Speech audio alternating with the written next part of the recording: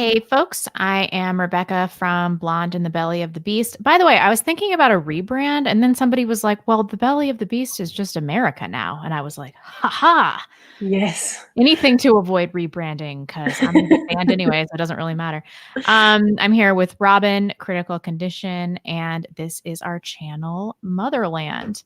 We do videos here occasionally. I think Every this once is in a the while. shortest amount of time in between an episode since like 4 or 5 Wow, months ago. that's actually really depressing. I should be doing more content. But you with kids know that it's very difficult to make things happen. And unfortunately, this channel kind of takes a back seat for me because I have a scheduled program on Wednesday and Sunday. And so getting my own content out is really hard and getting this content out is really hard. And then Robyn has a difficult sleeper, a baby that's a difficult Yes. sleeper. So Yeah. Just a difficult baby when he's awake or asleep at this point. always trying to kill himself Yeah, and exactly. so I've been talking to a lot of moms on Instagram and other places. I get a lot of emails from moms because I've been crying a lot, like on stream, because I'm just so depressed about the state of the world and raising children in this environment and everything. Yeah. And so I thought we would talk a little bit about that. What it's like to raise children right now, what we're doing to kind of hedge against future events. And of course, we're going to be taking comments from the live chat. And we just thought this would be a nice, comfy discussion about things to come and how we ourselves are preparing, if that's even possible. So, Yeah, exactly. I was talking with my husband right before we went live here about like, what do you think? Like, where are we headed? Like, things feel even more uncertain now than they did like 6 months ago, I feel yeah, like. And things just seem to be accelerating in terms of just like the kind of BS that's happening. So it feels like yeah. we're headed down a really dark path right now. Mhm. And I was kind of like, what do you think could happen? In what are the situations that could occur where we would need to use our prep stash and the things in our prep stash? And he's from Slovenia, for the former Yugoslavia. So of course his first thing was, oh well, the liberals or Democrats in the States could just decide to purge us right-wing people. Like Yeah. that's a possibility. And unfortunately, like there has been some things that were released by, wasn't it Project Veritas? Oh yeah. The The PBS. guy who was like, let's like take all of the right-wing children away from right-wing families and re-educate them. So like we're not really far off from this being something that actually could be possible, I feel I like. know. It's so crazy because I hate leftists with every fiber of my being. I don't want to take their kids. I mean, Yeah. geez, the only time I've ever even thought about that is when I see these like polyamorous transgender Yeah. couples with kids. I'm like, okay, well, almost anything would be better than that. But Yeah. outside of the really extreme cases like that, I'm not interested in taking and re-educating anybody's children. No. Um, but watching that Project Veritas video, like I just had waves of horrific anxiety. Yeah. Because when I think about me getting marched to a gulag, I'm like, all right, I'm in my 30s now. It's like, it's fine. But when I think about somebody trying to take my kid, I am like, there will be leftist brain splatter all over my front porch. If anybody tries to take my baby from me, and that is the only time I can conjure this kind of murderous rage is when Yeah. I think about somebody trying to take my kid. And I don't know that is that insane of a possibility. I don't know why everybody's acting like this could never happen in America. This has happened in a number of societies throughout history. Yeah, not even that long ago. Yeah. Yeah, definitely. And we're seeing a lot of these, people turning their family members in and things like that, like Yeah. families being ripped apart. We don't really have unity on a nuclear family level anymore. And so I'm like, well, what is going to bar the government from doing sweeping action like this if we aren't communities, if we aren't nuclear families that are strong? So I'm really worried. I'm really depressed. I'm really sad. Yeah, I feel exactly the same way. I feel like, and I've been also talking to some moms on Instagram too, and it's almost like universal, whether they're pregnant or just had a baby or, they have a few kids, like everyone feels this sort of heaviness. Everyone feels like depressed, like they're kind of trapped, like we're in limbo. You know, like we want to be able to do things. We want to be able to, you know, live our lives and plan for the future, but things are so strictly locked down right now. Things feel so heavy and uncertain. Like no one really knows what to do. Yeah. Which is really, well, that was the other reason why I wanted to talk about this today, because I think it's important. The other thing that I think was on my mind about like ways that shit could hit the fan was like with the economic collapse. I feel like every day that I look at the stock markets and they're still just like Up and up and up. astronomically climbing, and when it doesn't make any sense for them to be able to do that, it's like on the one hand, like, okay, great, make your money while you can, ride the tiger, do your thing, but there is a limit to where that's going to be able to peak at. And when the sort of economic situation on a global scale, because we're all markets are tied to each other nowadays, you know, it's not just going to affect America or Canada or the West, it's going to be global. And in that situation, like, you're going to want to have a few things in order. I think it's not difficult to get the some of the things that I want to discuss anyway, in order anyone can do them without having to, like, you know, max out your credit card or go into debt to prepare. Like, there are some people online I've seen that have recommended like using debt, going into debt to prepare, but I don't think it's that dire of a situation right now. Well, if there is hyperinflation, then your debt will also be worth less. And so, although I could pay for it in cash, I am considering taking out the interest rates right now are ridiculous in the United States. We just refinanced our house for 2.275%. Wow. Historically low interest rates. And so I am thinking about buying like a 10-acre parcel of farmable land using a low interest loan. I have the cash in the event that I need to pay it back in a hurry. But you know, because of fractional reserve banking, nobody's money really exists. Yep. Exactly. Like if you have a few $100,000 in the bank or in the stock market or whatever, like, use that to buy something real. Yeah, I agree. And then try to hedge by having, like, I guess, some cryptocurrency, although who the fuck knows what's going to happen with that. But yeah, I was going to ask you about that, because so I've recently because I've been watching some of Brave the World's content, and Jay Dyer, they had a stream a few weeks ago on how crypto is like, it's ethical money, because right now, obviously, like the money that we have right now, they make the argument that it's not ethical to even hold to have your investments in this sort of money, because it's super inflated. It's not real. It's sort of made out of nothing. So crypto is what they say is the way forward. So I've invested like enough that if I lost it all tomorrow, I wouldn't lose any sleep over it, into crypto, but I don't know much about it. And I think you know more about crypto than I do. So. I mean, okay. So I believe in Bitcoin. I do. Mm-hmm. And I have like a lot of Bitcoin. Mm-hmm. However, the volatility is incredibly stressful. It could go to zero at any time. And I do believe that this time this rise is different because there's been institutional interest. But isn't the institutional interest why we had money in Bitcoin, to hedge against institutions destroying stuff? So that has, you know, really helped my portfolio, but also concerns me. Right. We're still seeing a lot of volatility. And in 2018, 2019? I can't even remember. Okay. So in 2017, it got up to about 19,000. Within a few months, within like 3 months, it was down to, I think, 3,000 or 4,000. Yikes. Right. And it's just, you know, money has to be a good store of value. So if this institutional investment allows Bitcoin to be less volatile, then that's probably a good thing. But it is a stressful asset to hold. It is more ethical for sure than holding fiat currency, but you convert it into fiat currency. Right. So there's no way that you can really escape from that at the end of the day. If you want to use your Bitcoin, you still have to convert it. Right. People have talked about gold backing it. I don't know how that would even happen. But I don't know. I mean, I think that to hedge against any kind of economic downturn, people should hold Bitcoin. But in terms of it being a good store of value, I don't know, hold on for dear life. Right. That's what I've been told too. Like, because I was even thinking like, oh, as a stay-at-home mom, maybe I can like do a little bit of day trading and like make $50 here or there, like nothing like crazy. But I just thought it would be an interesting hobby. But most of the people who are knowledgeable about Bitcoin just tell me to just hold.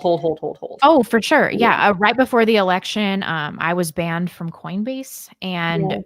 my husband and I had like a long talk about what we were going to do with our Bitcoin. And he's like, listen, this is too volatile. We should just sell it right now. And so I like reluctantly, because I've been holding it for years and years. We had made enough money, and he's like, just sell it. And so I was like, fine. All right, I will sell it. And then it started this economic, just unprecedented climb. Just skyrocketed. Right. And so that was really painful, like looking at how much I had lost. Yeah.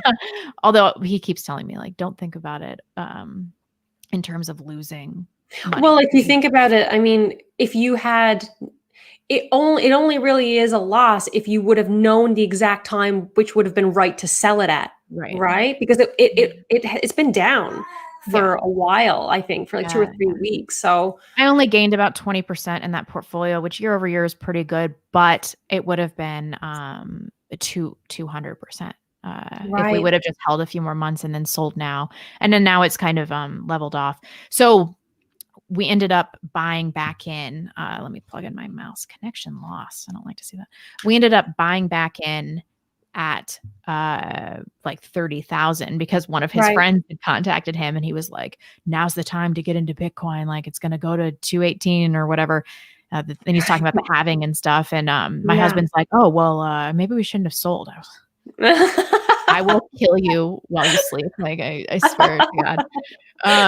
But I just had to get over it. I mean, if you break even, you shouldn't be losing any sleep. If you make money, you should be happy, even if you lost out. And that's just how I have to feel about my investments. Like I sold my Seattle condo a little too early. I could have made 40 or 50 grand more. And I just have to think like I made money and then just close that door. Just close it. Don't worry about it. Don't think about it. Totally. But I did use some of the Bitcoin money to buy a few things. So I guess we should talk about that, like what we have. What we've purchased. Yeah. In 2015, I bought 1 year of freeze-dried food. Oh, nice. And it lasts for 25 years. It's really gross. I've eaten some of it. Gross. However, it'll do in a pinch. So that makes me feel a little bit better. I bought water purifying tablets. I bought seeds, like lots and lots of seeds. Yeah. If you don't know anything about growing, you should look up the hardiness zone of where you live. And you can actually get a pretty good yield out of a personal garden. Our plot is like right now 0.3 acres or something like that. But we could get enough and can enough that we wouldn't to sustain you. Yeah, you totally could. Yep. We bought tons and tons of weapons. Like we've got like recently I was like, listen, babe, like go buy an AR. And my husband was like, okay, all right. And we bought an AR. A general rule of thumb for people that own weapons is try to have 1,000 rounds for each gun that you have. So we have 1,000 or 2,000 or something for our AR, and that's enough for home defense. And a lot of practice shooting. So I shouldn't tell everybody the stuff that we have, but the AR will cover us. It's different in the States. I mean, like you're 100% allowed to have it. There's nothing wrong with having it. You'd almost be an idiot not to have it. Yeah, but just in case somebody tries to get your hands on that kind of stuff up here. Like we have home self-defense, but it's just not as easy to get access to stuff as what it is down there, unfortunately. Yep. So what about you? What have you done to prepare? So, well, myself and my husband, we've always been interested in prepping, and we've always been kind of aware of the circumstances that the world's in. So we knew we had to, but it never really landed how serious the situation was for us until around November of 2019. I was pregnant and the coronavirus thing was happening, and we totally fell for the coronavirus thing in the beginning. And I think I was just high anxiety. I was pregnant, didn't know what was happening with the world, and just the speculation about how bad the coronavirus could be made me want to prep. And so I'm very thankful for that. So we don't have any freeze dried food, but what we did was over the course of maybe 5 or 6 months, every time I would go to the grocery store, I would spend $50 on things that I could put in my pantry that I use on a daily basis. And that I can cycle out as I use them, so that I always have about maybe 8 months to a year worth of food. Like we bought like 100 kilos of rice. We bought tons of lentils, canned beans. Actually, I have a little food list here because mom brain makes me forget everything. So we bought loads of protein powder as well. Like because my husband uses protein powder for the gym, right? So we have like pea protein as well as whey protein powder, which is great. Beans, lentils, like sort of condensed milk, which is normally fortified with vitamin D and vitamin C, which is great. That reminds me before I forget. During wartime, women's milk dries up. It's the stress. So we also bought formula, even though I don't formula feed my baby. That's a really good one. We also have formula, and we had. I think we've spoken about this in our breastfeeding stream, but I got the whole HOLLE goat milk formula. It's a really nice formula if anyone's looking for a nice non-soy based formula. That they sell it in Canada and the United States now. We got lots of oats, jams, nut butters, jerky, baby foods like oatmeal, and formula was on my list as well. Raw honey, fats like coconut oils and ghee and that kind of stuff. And like if we had a deep fridge, I would have 6 months of meat that I would be cycling out and using on a regular basis too. But we only have our fridge freezer. So that's kind of the extent of the food stuffs that we have. Because I didn't want to get stuff that I couldn't use, because I don't have my own house right now. Like we didn't want to have to travel with like loads of stuff that we may not really even need to use. So that was what we did.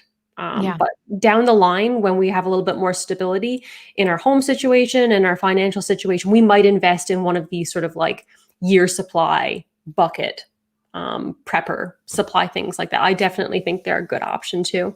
Yeah, definitely. And we both still have a long way to go. Yeah. I mean, it says a lot that I've moved out of Seattle. So there's that. But now that I'm in town, even though it's a small conservative town, I feel like this is too city-like for this situation. The most important population, roughly. What's the population of where you live right now? It's about 50,000. That's pretty good. That's like my ideal amount of people in a place. It's a really good size. Yeah, I'm happy about that. I think the most important thing that I've done though is that I've gotten to know my neighbors. Yes, totally. Having community was something that we also realized that we didn't have. Up here in the north, we were kind of like, well, if we wanted to go hunting, we don't know the good places to go fishing. We don't know anything about that. We don't have any of the skills. So we were like, maybe you should join the local hunting club and get to know some of the gentlemen who frequent that place on a regular basis and make some friends. And then that was another really big incentive for us to find a church family, which we have now, and is like amazing. We've met loads of. It's funny, at our Orthodox church, there are lots of single men who like live in cabins out in the woods and are like hunters and stuff like that. We had one of the men who go to our church. He dropped off like a bag of freshly caught herring and just like left it on our mailbox like a few weeks ago. Yeah, it's that kind of, they're that kind of guy, which is, the exact kind of guy you want to know in a crisis situation. Oh yeah. Something else that I did. I bought a lot of books in case we don't have internet access. So totally. I've recently started doing that. Yes. And they're great. Like going to antique stores has really helped. I bought a lot of books on canning, which I've never done, but I at least know how to do. I'm about to get some canning supplies. I bought some books on dehydrating food without a dehydrator. Just stuff like that so that I don't, give my whole family botulism or whatever. I have this. So this is one of the books that I got for my husband for Christmas. How to eat in the weird. It's like it looks like it's see-through. Yeah, is that because it's green? Okay, so because Streamlabs has like a green screen option now, You can see through the text. What the heck? Can you see me? No. What the heck? That's so weird. Okay. Anyway, it's called How to Eat in the Woods. It's like a complete guide for foraging for like medicinal plants, edible plants, trapping, fishing, and finding sustenance in the wild, which I think it's kind of more of a cool coffee table book. But those are the sorts of books that I want to have on my shelf as well. Like we have lots of cookbooks that teach you how to like make your own way and like making butter from scratch and like information that I would have to Google in reality. This book, which I've also linked in the description for anyone who's interested, which is also going to be see-through. Why does it look like I'm in like a boomer den? I don't know. Weird. Okay. Is that the rest of your house? Or no, I don't know what it is. It's like it's a green screen. That's not my house. Oh, it's not a reflection of your house? No, it's like it's overlaying a random image on top of the book for some reason. That is the weirdest. I don't know why. I think there's different scenes that you can choose from in Streamlabs to have as your background for the green screen, but that must be one of the default ones. Anyway, it's called How to Survive the End of the World as We Know It: Tactics, Techniques, and Technologies for Uncertain Times.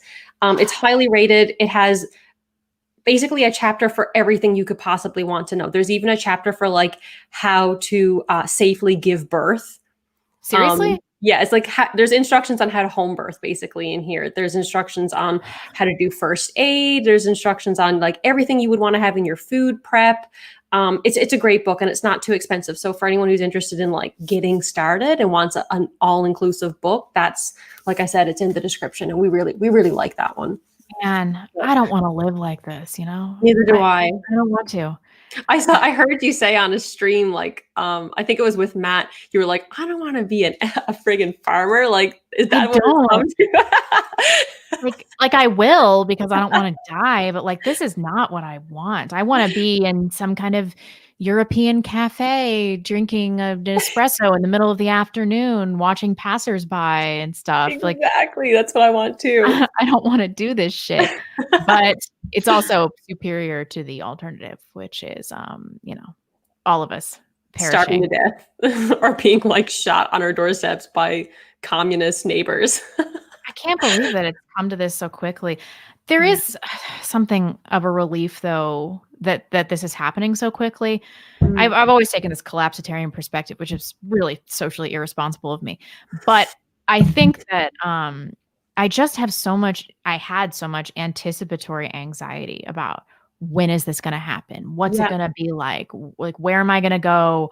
What am I going to do? And now that I see this coming to fruition, I kind of feel like, all right, you know how problems come up in life and you have anxiety about the problems and then dealing with the problems. You don't really have a choice. It's like, as things come at you, you deal with them. That's just how you get through life. And that's kind of how I feel about this. It's like, I'm not ready for this and I don't want to do this, but it doesn't really matter. I will say though, every fiber in my being is telling me not to have another child. Really? Yeah. So I felt that way up until this past month, and now I really am feeling like I want to have another baby, but I'm also like pumping the brakes because I know that that's not neurotic, but like I just have this sense of urgency about it, and I don't know if that urgency is necessarily founded. I dread the idea of what it would be like to manage in a shit hitting the fan situation with an infant, like 2 under 2, basically. Yeah, we don't have a choice. If I got pregnant next month, then I would have 2 kids under the age of 2 for a little while, and that would be a nightmare, I think. A little bit. Yeah. We'll see what happens. It's funny. I was saying this to my husband like a couple days ago. I was like, oh, I kind of want another baby. He wants to have he wants me to be pregnant now, basically. My husband too. Oh. Like, can you please just back off? He's like, didn't you write an article about how there's never been a better time to have a baby? But now I was like, maybe you should reread that. I know. Making me eat my own words. I mean, you and I are in a pickle because I'm 33, so like. Yeah, I'm 32. Now is when this happens, if it happens. Like, I just have to keep doing it now, no matter how bad things get. I mean, I guess I could just have one child, but I should do more. No, you won't be happy with that. You know, in No, 5 no. years, you will regret only having one child. Yeah. And um, I think that like what's happening right now with the deterioration of not just politics, but society and culture in general, like there is an evil to it, right? And I think the devil wants us to be afraid of having children. The devil doesn't want more baptized children being raised in Christian families, That's right? true. That's true. Um, But I also feel like I'm right on the edge of like not being able to handle anything yeah, else. And I so if understand that. it's possible that, God doesn't give me any more children, and if that happens, I'm going to look at it and be like, God knew that I couldn't handle having any more children. 100%. Yeah. 100%. God's not going to give you anything you can't handle. And if you only have one child because that's what it is for you, then that's still like an immense blessing. Like, No. Yeah. and we can watch Farmhouse on Boone all day long and like marvel at her like small militia of children. Yeah. But that's not for everyone. I know. I Situation. get It really so salty when I watch her. I'm like, she's so beautiful and her house is always perfect and everything. And I'm like, her food prep sucks. Like, look at how she handles a knife. And really, I'm just thinking like I just wanted to have 6 kids before I was my age. I'm just salty about that. It's like female jealousy really knows no bounds. I'm like, I'm gonna rip apart true. this perfect wife and mom because I'm like, meh. I know I relate to that strongly. I all of the mom vloggers that I watch, like I love and adore them and wish they were my neighbor so I could be their best friend. But also, I'm just like, why isn't? I wish that could be me. It's not me. Yeah, that It's stuff you Loki. sent me the other day just made me furious. I was so Oh. mad after that. Yeah, I know. It made me feel like there's some mom posting really does. I think it's not necessarily meant to make you feel inadequate, but there's no response that could be like more universal than I'm an inadequate mom when you see some of these things. I know. So like, Robyn had sent me some like mom food prep, and it was like a perfect Instagram picture of like all the pickled fish and whatever else the fuck she had prepared for her young child. And like that particular day, my baby had like 3 blowouts. I got like 1 piece of mashed avocado into her mouth. And like I had barely eaten that day and I hadn't taken a shower. And I'm just like looking at my passed out baby who didn't get a bath and she had avocado all dried on her face. Robyn sends me these pictures of these women that are like, and I pickled this herring for my whatever. And I was like, these liars, these lying liars. Motherhood is not like this. And I was also Googling weird stuff that night. Like, does my baby need water? Because it just occurred to me like, I have never given my baby water. And I was like, is my baby dehydrated because I'm supposed to be giving them water? And I was like, the that's rest like is more than enough for her to never be dehydrated. But it just hadn't occurred to me. And I was like, that seems like a really important thing for me to have some oversight. Like I'm supposed to be giving my baby water and I just haven't been. And so I'm like frantically Googling it at like 1 a.m. and stuff. And it's fine. Your baby doesn't really need anything but breast milk. Even food at this point is kind of pointless. Yeah, it's true. One of the women who made those posts messaged me on Twitter after I like made a post about like how immaculate these food preps for babies were, and she was like, it's more like inspiration for other moms. That's how they're viewing it. And it's not Instagrammable while the baby's doing it. And one of them even said to me, food before 1 is just for fun, which I really like that. And I think that's true because majority of what I give to Magnus ends up on the floor. So even though you see these like perfectly curated little baby dinners, probably only 10% of that is going in their mouth. I know. That same day she had taken avocado and like somehow managed to fling her plastic spoon so that it just ended up like all over my place setting too. No. That's hilarious. I don't know. I guess we should talk about some of the things we're planning on doing. I'm in a constant frantic search for farmable land. Yeah. We have a Great Pyrenees, so once we find this land, we're going to start building a house. We're going to get some goats, hopefully. Yes. Chickens. Goats and chickens. Yeah. Yeah. Other things I didn't want to do. I didn't want to clean up after farm animals, but whatever. I guess I'm going to do all this stuff.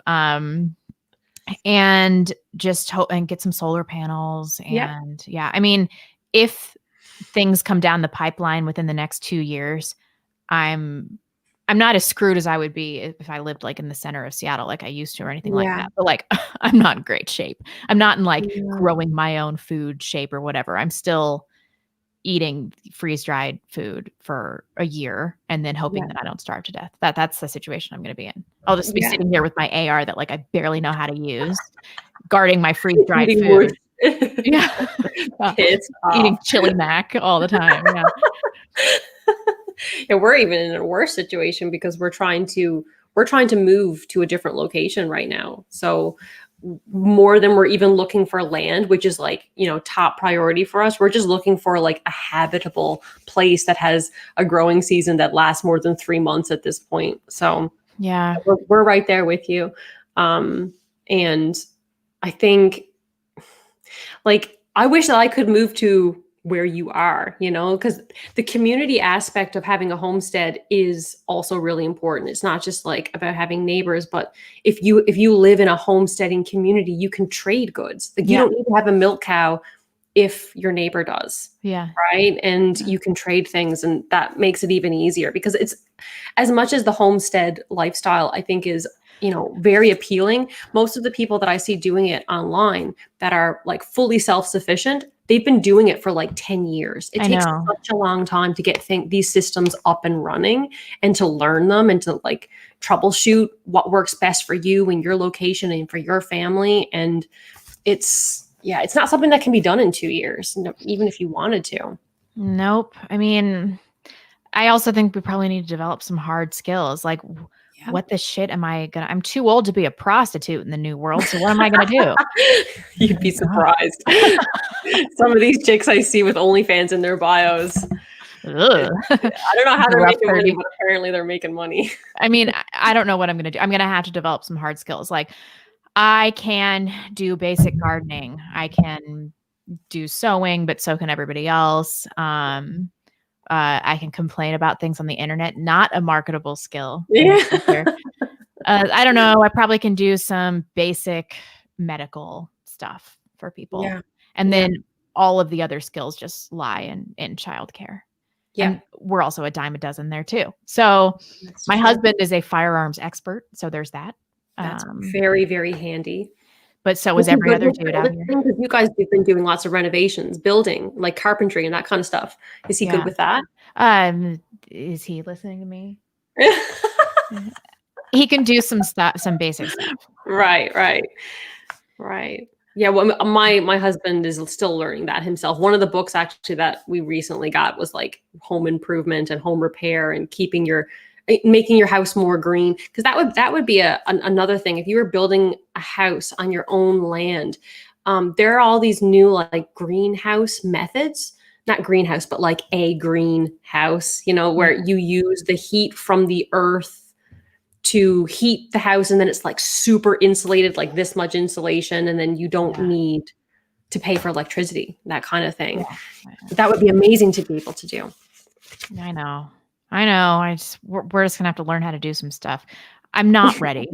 I am not ready at all. We're just talking about how we're not ready on this stream, really. Yeah, exactly. I have a water filtration system we got the tablets, but we also got a Alexa Pure off of the InfoWars site. like almost a year ago. It's like the Berkey, but it's cheaper. The Berkey's the one you see, like the tall silver cylinder one that you see in everyone's like Instagrammable kitchens. But the Alexa Pure is like half the price. That one's good, and we do have that, which I'm very thankful to have. Also in the book I saw, so gold and silver is obviously very great to have, but cigarettes and alcohol in a shit hit the fan situation are great tradable items that can become like almost like currency. Toilet paper, these things can become currency. So like we don't drink or smoke in our house, but we have like a few things that we could use as a tradable item, or even like to sell or something like that if we needed to, if we were in a pinch, and that's the only reason why it's even in the house. Yeah, cigarettes actually go stale after about a year. And so if you're going to go down that road, you want to buy the papers and vacuum seal tobacco. Ah, that's smart. I didn't know that. Okay. Yeah, I didn't know that. We don't have cigarettes right now, but if we did get that, that's what we'll do for sure. But Um, vodka, that's what you want. High proof vodka and vodka. rum. Mhm. I also got a pair of spare glasses, um, Oh, yeah. which Smart. for people who like have issues with their eyes, like you don't want to only have a pair of contacts or one pair of glasses. And that was something that when I realized, like, if something happens to my glasses and I can't get them fixed, like, I would be so unbelievably screwed because my eyes are really, really bad. Yeah, it might be a good time for people to get LASIK too. That's never occurred to me. Yeah.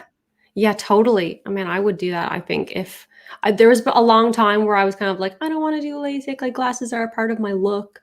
Because I've had glasses since I've been like grade 3. I've always had Yeah. glasses. Um, but now I think I'm at an age where it's just like, I would like to be able to see while I'm showering. That would be interesting. What do I look like naked? I don't even know. I don't know. That would be a blessing for me, though, especially postpartum. I'd love to be in more denial Just about what's see going on. everything in a soft focus Yeah. all the time. Yeah. It Yeah. does wonders for your self-esteem. I think we're getting some super chats. Should we let me see here if I can go. Oops.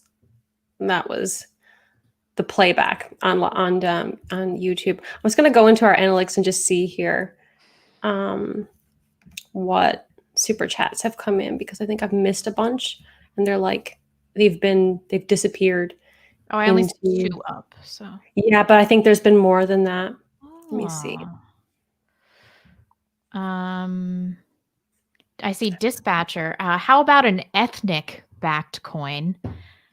I assume you actually mean ethnic, like What does that like a even mean? Bitcoin for white people? But what is a white person? Bitcoin for white people. I I don't don't even know know what you what that mean. is. Yeah, I I don't can't know. answer that. Sorry, I don't know. I'm sorry if I made a joke out of your serious question, but let me know in the live chat what you actually mean. Thunderstorm says, YouTube, Hugh Richards is a good gardening channel. Yes. And Garden Answer, the Garden Answer lady, she's got a good channel too. She's really type A and really helpful growing tips. Annie Aaliyah, I'm sorry about that. Oh, we got nut trees and foraging books. That's a great idea. Fruit trees are going to be really important, I think. Totally. Laurel says, I can stick around because my niece's birthday party will start in a bit, but I wanted to pop in and say hi. Hi, Laurel. It's good to Hi, see Laurel. you. She came Thank from you for Beauty the and the support. Beta. She's a lawyer. She has a channel of her own. Check it out. No note from Margie. Thank you. She also came from Beauty and the Beta. I love Margie. Let's see. Das Pooch. Think about how many babies were still born behind the Iron Curtain in Eastern Europe for decades. Got to keep adding new good souls to society. I know. Indeed. That's what I keep thinking of. I'm like, people had babies in the Great Depression, and I'm like, oh, I don't want to eat my freeze-dried food. And what if we don't have internet connection? Blah, blah, blah. Exactly. So I think I probably need to like grow a pair here. You're right, Das Pooch. Squirrel says, I'm due in May. I'm pretty scared. Found out it's a little girl, and I'm sending her into the woods with her dad to learn pew pew sticks. Pew pew. ASAP. Amazing. That's Congratulations. Great. Having a daughter is so much fun. So much fun. I always thought I wanted just all boys because girls were going to be such a pain in the ass. And then I found out I was having a girl and I was just so grateful I was pregnant. I was just like, healthy baby. I know it's a cliche, but like, don't care I don't care if I have 5 daughters. If I had 5 healthy kids, I'd be so thrilled. Having a daughter is so much fun. She's just the sweetest the little noises she makes. And she's just so sweet. I love her so much. Of course, having a son is a blessing too. Boris P says, thoughts on moving the Free State Project in New Hampshire? Thousands of right wingers all moving to one area, Bitcoin focused economy, lib-right enclave for collapse. Yeah, I mean, we've been talking about this for years. In Idaho, you can incorporate anything that's over 1,000 acres, regardless of population. Really? Uh-huh. And so what is the benefit of incorporating it? You could self-govern to some degree. Really? I mean, you're still under the thumb of the state and federal government, of course, but Right. You probably could have some local ordinances and things like that. You might be able to have a sheriff. I don't know if that's true, Wow, interesting. We could have but like an honorary sheriff. yeah, yeah, definitely. Man, this is just not what I had in mind for life. Yeah, seriously. Before when I got pregnant, like in 2019, and I was like, okay, we're gonna come back to Canada. I had this all planned in my head. You know, my European husband, we're gonna go to Central Europe and like travel Italy and like have little boomer moments and then come I back to know. Canada and oh yeah, all of those things have gone completely out the window. Oh, I know. Even my last trip to Europe, I could tell things were gonna be different. We were there together. That was the last time I was in You were, Europe, yeah. and I just had this feeling like something's gonna happen. I think Yeah, we even talked about this on we our did because I was in Brussels at the moment, and like that feeling in Mm, Brussels was palpable. yeah, There was no way that it was going to be able to be sustainable. Like, and yeah, I don't know if you've seen, but there have been a lot of videos of civil unrest going on yeah, yeah, in Brussels because it's almost like it's a segregated city. yeah. You know, like there's like these Muslim enclaves, and then there's like these North African enclaves, and then there's like little Flemish enclaves, and everyone hates each other. Everyone absolutely hates each other completely and fully, and there's no way that that's going to be good in a collapse type situation. No, indeed. I mean, I always thought that this would be precipitated by Islam. Come to find out, no, white leftists. Yeah, Imagine that. Mm. yeah. Yeah, and at this point, I would even ally with Muslims. I don't care. I mean, Well, they're right about women. right. They're right about a lot of stuff, and I think that some of these minority communities are gonna be way better off because they have a sense Definitely. of community, and Yeah. they have built these communities, and they take care of each other and their elderly in a way that Exactly. the white leftists especially, they're just way less atomized, Yeah. um, especially Muslim communities. So if I've got to ally with the fine, whatever to keep my family alive, I'll do what I've got to do. Yeah, I Um, agree. Das Pooch says, for RO water filtration, I recommend APEC under the sink models. For the kitchen, very convenient, good quality, 250 to 300, depending on the model. He means reverse osmosis, right? Yeah, yeah, yeah. Ah, okay. What does Yep. that mean? Is that like you evaporate the water to It clean it or it something? keeps it in such a way that it removes all toxins and lead and everything like that. Right. That's not something I'm fully aware of, which is why we got the tablets and the Alexapure, which Yeah. 250 to 300. That's about how much we paid for the Alexapure. Now the thing is the Alexapure it has like 50,000 liters, I think you can put through it, and then the filters are done. You need to replace them. So Oh, it's man. not an Stock up on the filters, I guess. yeah. John Smith says, draw white lips on the face of the new Harriet Tubman 20. How does one draw? What do you mean, like actually white? Huh. Okay. I don't even know what that is. What's the new Harriet Tubman 20? They put Harriet Tubman on the $20 bill. Oh, wow. Yeah. Oh, wow. That's crazy. They've been doing that in Canada for a really long time, removing all of our like founding fathers and like putting unknown ethnic visible minorities on our. I mean, at least people know who Harriet Tubman is. The people who are being put on our money, they're just token visible minorities, I know. basically. It's like we're Ridiculous. talking about how we're going to keep our families alive, and the left is like, "Ooh, what random black woman can I put on our currency?" It's like you people and your priorities. It's astonishing to me. Yeah. I think honestly, like we deserve collapse if that's where, the mainstream priority lies.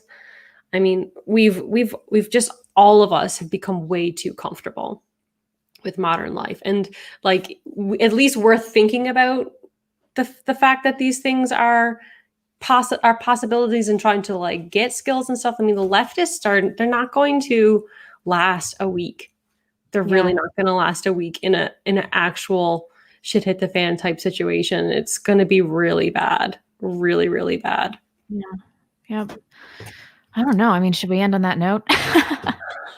Let me just see. There are a few other things here that I wanted to. There's one thing I wanted to ask you about because I don't know anything about it. I think a ham radio would be a good thing to Yes. have. I don't have one, but I should. Right, because I know the guy Black Pilled, he talks about ham radio a lot. And I think he listens to a few different frequencies to like sort of get inside information about what's going on. But I don't actually really fully understand or know what the deal is with ham radio. Like, do you know about it? Like, do you have anything that you would want to say about ham radio? Why it would be a good idea to have it? I just know that it's going to sustain the collapse. But Right. I literally know nothing about it. Right. So that's like another area that we both need to like look into. Someone in the chat says ham radio, very good. The other thing that I think is really important that I also have in my prep stash is mercy items, because we should, I mean, as Christians, we should be obviously prepping for our families, but we should also be thinking about our neighbors. So there are certain things that I have two of, especially like first aid type stuff. Like Yeah. we have enough first aid so that if our neighbor was hurt, we could help them. I think that's important to think about in a collapse type situation. I mean, maybe let's not end on like a super dark black pilled note. I think that we do have time. Like we have time to prepare. I don't think that the likelihood of everything going into total chaos within the next year is realistic. I think we're looking at a much longer time frame. But even if these things don't happen until my children are adults, my preparation today will serve them then, right? And I genuinely am thinking that long term. And if you never need your prep stash, fine, great. But like that would be ideal. I would very much like to be totally wrong and totally paranoid about all of these things. Nothing would thrill me more than to not have to live out this scenario. But in the event that it does happen, these little minor preps it gives me as a mom peace of mind. Yeah. Me too. Yeah. And we're not going to stop having children. So, I say a lot of stuff, but if God blesses me with more children, then I'm in. I'm already in for one, so might as well be in for. And we can just complain publicly about it with all of our little our mom community on here, and we'll get through it day by day. We sure will. So hopefully we'll be back soon with another episode. But thank you so much, live chat, for joining us today, and we will see you guys shortly. I don't know when though. Okay, take care, guys. Bye. Bye.